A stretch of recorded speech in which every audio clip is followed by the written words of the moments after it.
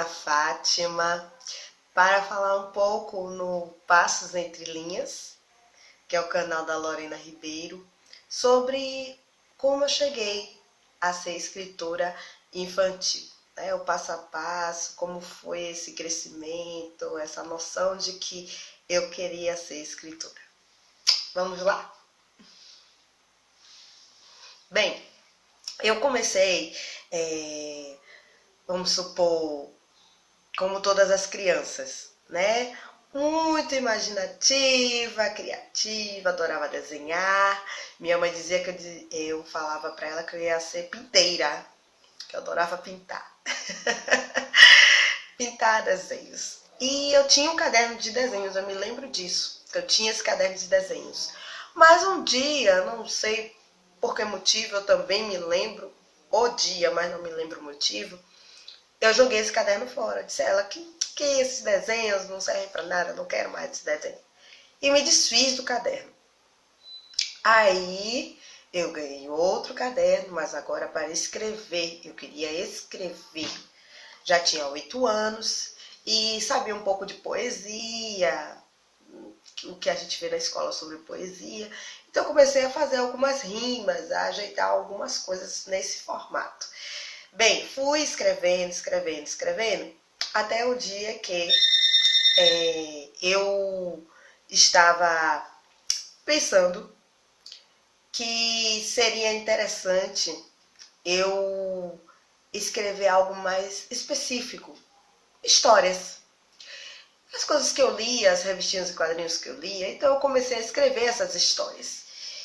E quando eu tinha uns 10 anos, escrevi para uma atividade que uma professora passou, professora Joseane, e ela, eu lembro dela, Joseane Conceição, e ela passou uma atividade que era a gente escrever umas histórias em um livro de papel criado por ela, uma capa de papel duplex verde e dentro folhas de ofícios dobradas.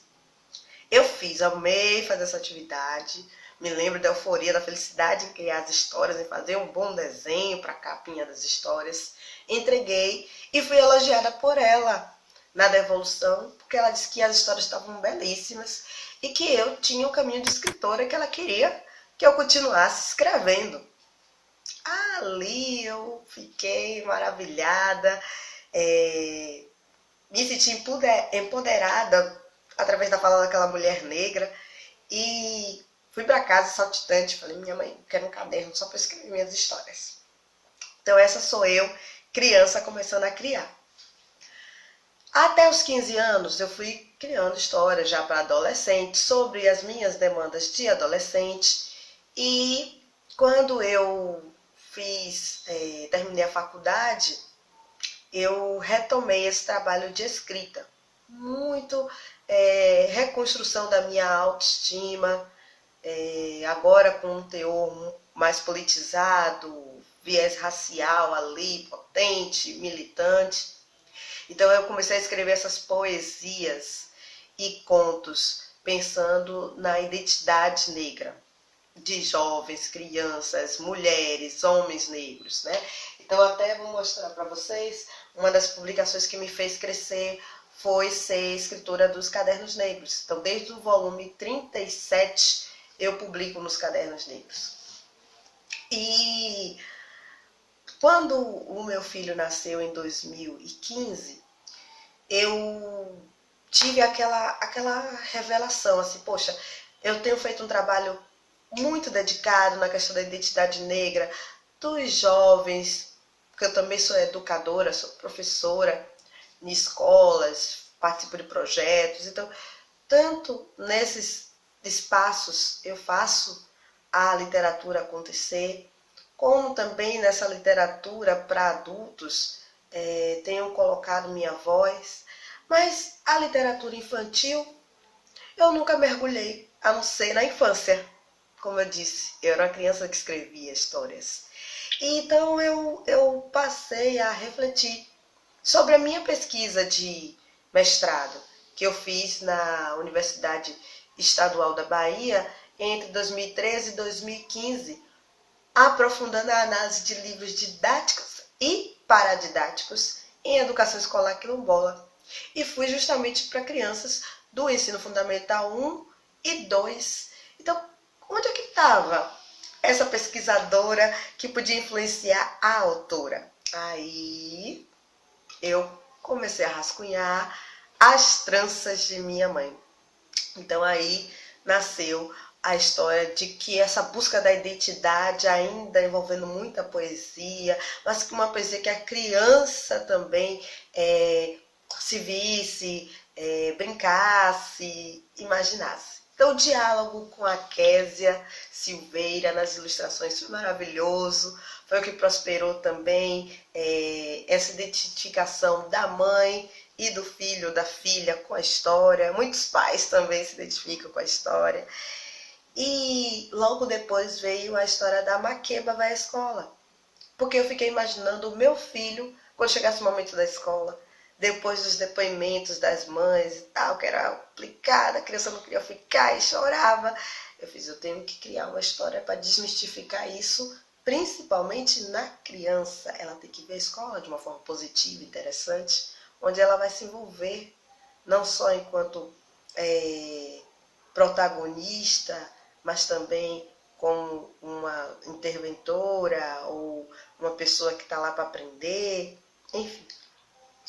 Então aí que nasceu, depois de meu filho Maurício Aquim vir ao mundo, a ideia de costurar essas historinhas. Eu aprendo muito com ele, aprendo com os meus alunos do Fundamental 2, porque eu fico vendo, olha, eu quero... As crianças poderiam pensar isso, poderiam construir aquilo. E então é a partir do dia a dia mesmo dessa realidade, enquanto mãe, enquanto educadora, que me forma escritora infantil. Eu sou muito grata a todos que têm lido, têm dado um retorno. Eu digo, tem retorno?